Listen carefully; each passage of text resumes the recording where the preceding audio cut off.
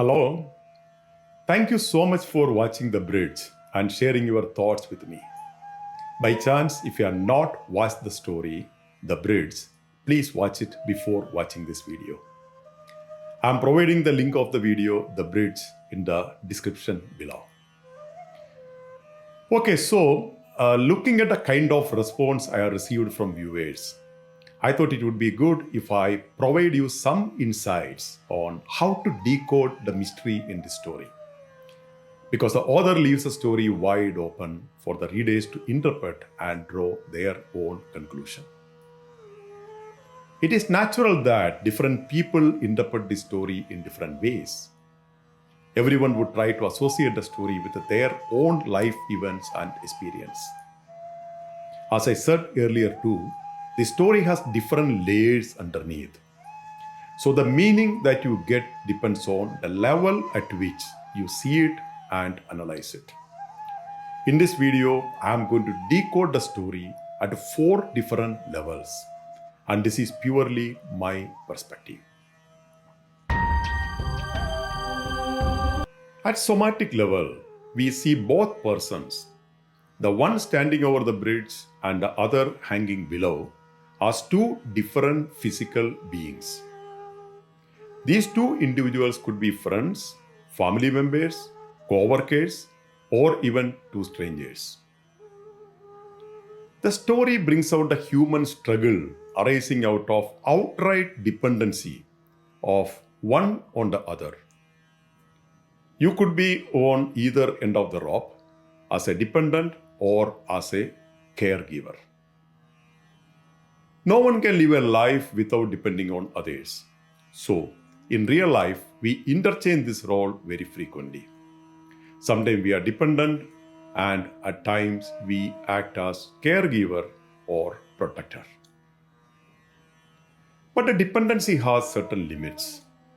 The story is all about drawing the line over how long you want to feed fish to your dependent and when you want to teach him fishing so that he would find his own way to eat fish forever.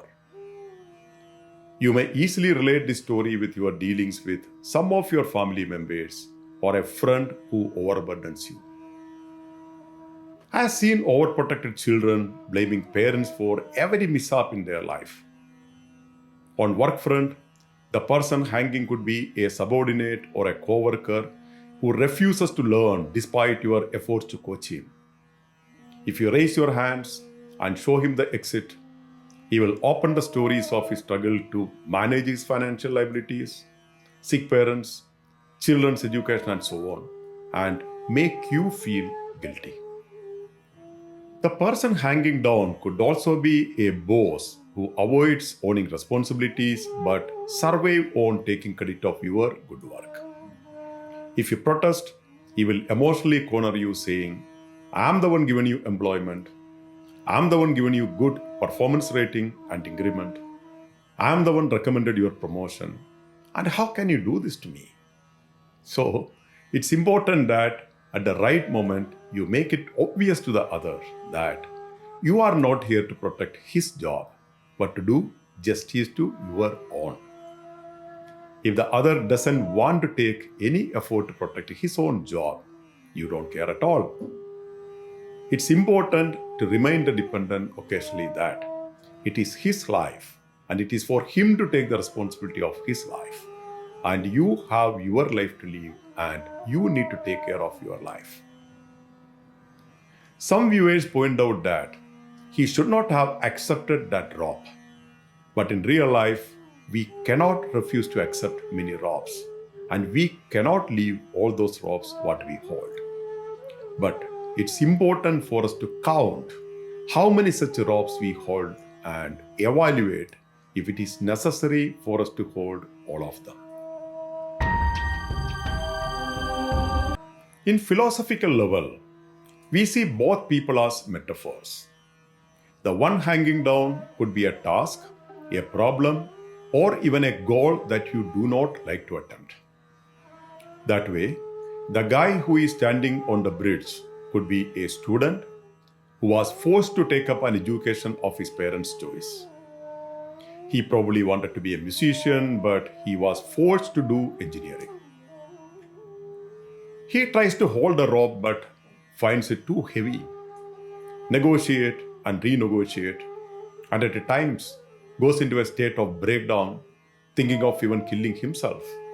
And finally, he may leave the rope in the middle of the course to chase his passion.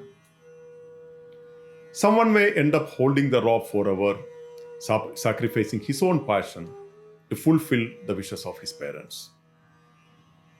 Same is the case with an employee who has taken up a job that he doesn't like to do. Same is the situation when a task is passed on to you by your boss, though you do not have the skill and competence to do it. It could also be a case of one who is forced into an arranged marriage, whereas his heart is tied with someone else. This could also be about a toxic relation one tries to pull on. Mostly people hold these ropes because of their fears. Maybe fear of losing loved ones, fear of losing the job, fear of social stigma, or sometimes the fear of unknown. The story also illustrates the distractions that life throws on your path when you are on your way to achieve something big. If your mind is not focused to your final target, you would cast these ropes of distractions only to get stuck somewhere in your path. Do you remember that story when Drona asked Arjuna to shoot an arrow to that bird perching over a tree? While aiming the arrow, Arjuna didn't see the sky, so the clouds could not distract him. He didn't see the forest, so the trees dancing with the wind could not distract him. He didn't even see the tree, so the other bird sitting over the tree could not distract him. He didn't see the branch over which the bird was sitting. He didn't see the bird's tails. He didn't see the wings or beak of the bird to get distracted. He saw only that bird's eye, only that one blue eye of the bird. That's the sort of focus required for one to keep all distractions and temptations at bay if he is out to conquer something really big.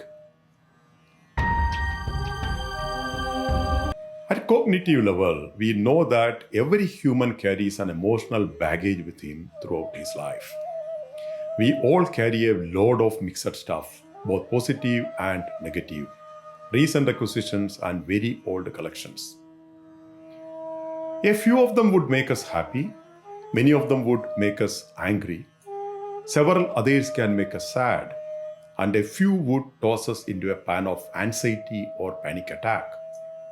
And some of them can pull us down into a deep depression.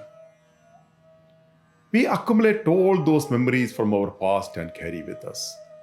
At times, we invite some of them into our conscious mind deliberately, or it comes instinctively. It's human nature that memories of our negative experiences are stored for a longer period, and they are presented to us too frequently compared to positive feelings and experiences. That's part of our defense mechanism and beyond our control. Negative memories are preserved preciously to avoid similar painful experience in future. That's how humans are built. Wounds of trauma take more time to heal, whereas our mind easily covers our positive experiences. Maximum space in our emotional baggage is occupied by suppressed feelings and trapped emotions from the past. We may be carrying some of them from our childhood, like trauma of child abuse, bullying in school, neglect by parents, or loss of our best friend. Other trapped emotions could be associated with major life events such as a breakup, job loss, divorce, harassment, infidelity in marriage, death of loved one, or anything similar. We also carry many fears such as fear of failure, fear of success, or fear of unknown. Sometimes the huge expectations placed on us by others could also become an emotional burden. And these distresses and fears inside us grow like monsters when we are put under tremendous pressure, or when we are excited over a major breakthrough in our life. There are famous cases of celebrities, star performers, and athletes undergoing nervous breakdown and collapsing just before the final event. Though we want to let go of these burdens, it is hard to let go. That way, the story deals with the necessity to detach and let go of all such suppressed feelings and trapped emotions which we have accumulated inside us, and forgiving ourselves and forgiving others. In a divine perspective, one who is in the final path of salvation is bound to renunciate all his materialistic possessions and worldly attachments. Before embracing sannyas or self-realization stage, one must renunciate everything that he accumulated in life, both materialistic and cognitive, and make himself internally empty. We came on earth empty, and we need to make us empty before we exit from here. In this story, the man who entered the bridge and the man who is leaving the bridge are not same. He got better refined and enlightened with that traumatic experience in between. His thought process underwent enormous shift from the beginning to the end. If he had not accepted that drop, his illumination would not have undergone that change. Maybe his maturity was not enough for him to face the challenge ahead on his way for salvation. So, the life threw an obstacle on his path to make him suffer and thereby to refine him to a better person. In a perspective, this story could also be portraying the dialogue between life and death.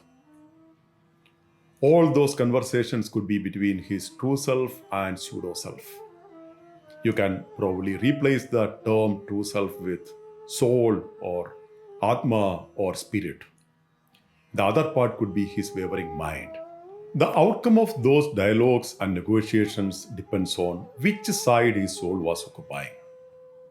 If his soul was the one hanging down, asking him to hold on with the suffering for some more time, it was probably trying to make him tougher and more mature to face what is waiting ahead. Ignoring those shouts and cries from within, if he decides to drop his own true self and march ahead to conquer success, maybe he will try and fail again in life. To achieve anything in life, first we need to prepare ourselves to deserve it. And that involves hard work, struggle, pain, and suffering. On the other hand, if it was his soul holding on the rope, trying to convince his oblivious mind, it is obvious that his final mission was to end his life. And if the soul had failed in conquering his eccentric mind and given up the rope of hope, what is moving out of the bridge is his liberated soul to go and merge with the universe, its final destination. Maybe someone would find his lifeless body somewhere in the downstream of the river next day. So guys, I am leaving it here. There is no limit for imagination and interpretations. Irrespective of whatever the perspective I have shared, which is absolutely my own views, the meaning that you derive out of your own life experience is most relevant for you. Please don't forget to subscribe to receive more stories. Thank you very much. Bye-bye.